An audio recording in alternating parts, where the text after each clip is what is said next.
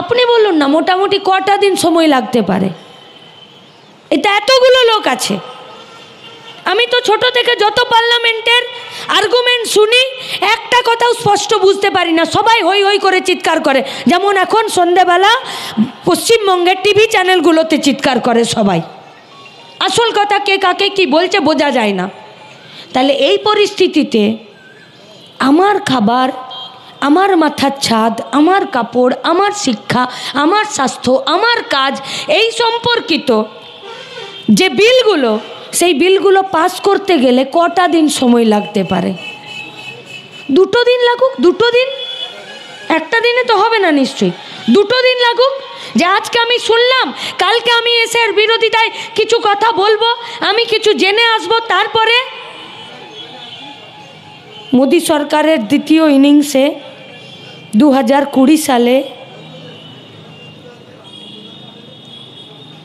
যখন এই পার্লামেন্টে এই বিলগুলো পাস হলো, 2 দিনে 15টা বিল পাস করে দিয়েছে। 2 দিনে কি আছে সেই বিলে? জিনিসপত্রের দাম কমবে না। কি আছে সেই বিলে? কয়লা এই পশ্চিমবঙ্গের মাটির নিচ থেকে সরকারিভাবে তোলা হবে নাকি বেসরকারিভাবে তোলা হবে? কি আছে সেই বিলে?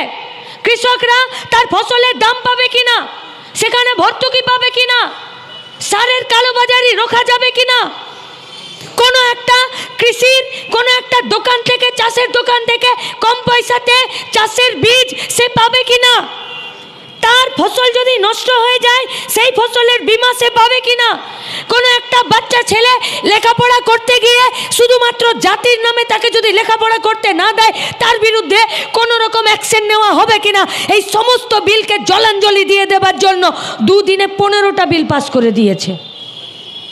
কোথায় ছিল তৃণমূল? দিব্যেন্দু অধিকারী কোথায় ছিল? বিজেপি? যদি বিজেপির একক সংখ্যাগরিষ্ঠতা আছে, আপনাদেরকে জিজ্ঞেস করছি, যান না বুথে, যান পাড়াতে বলুন যে 2 দিনে 15টা বিল পাস হলো।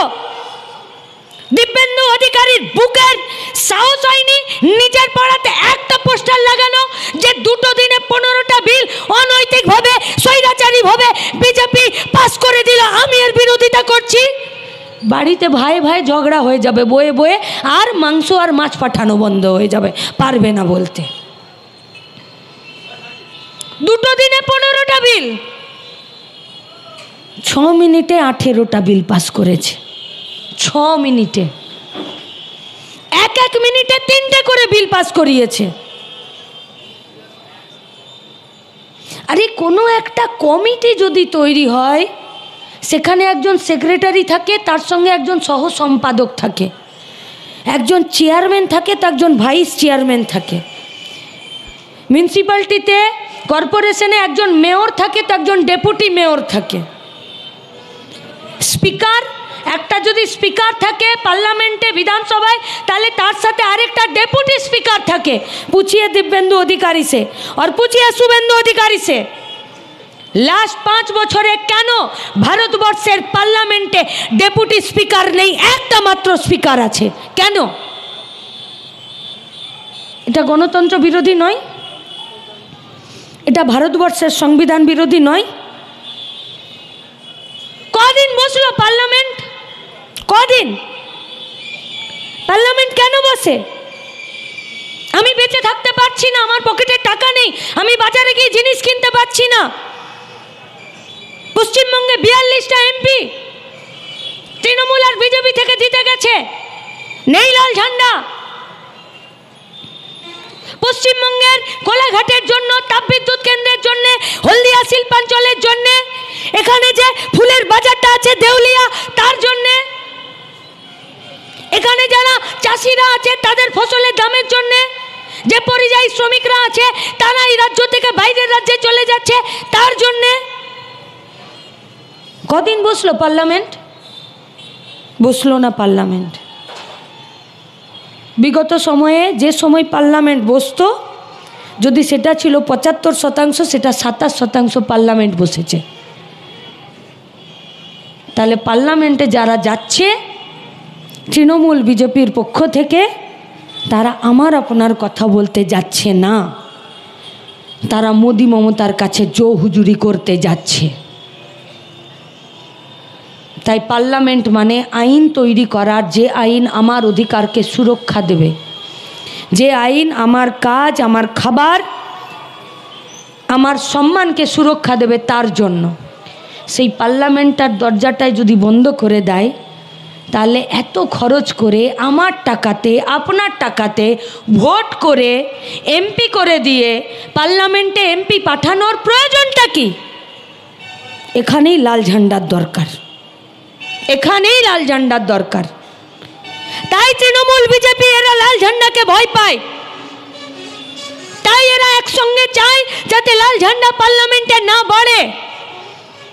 কারণ লাল ঝান্ডা যদি পার্লামেন্টে বাড়ে, লাল ঝান্ডা যদি পার্লামেন্টে থাকে, তাহলে ওদের দম হবে না 6 মিনিটে 18টা বিল পাস করে দিয়ে আর 2 দিনে 15টা বিল পাস করে দিয়ে আমাদের কাজ, আমাদের কারখানা, আমাদের জিনিসপত্রের দামকে সবকে জলাঞ্জলি দিয়ে দেওয়া।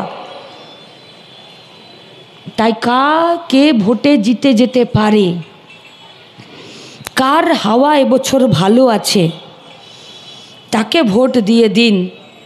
তাহলে কিন্তু গড়ে পা পড়ে যাবে, পা আবার ভেঙে যাবে।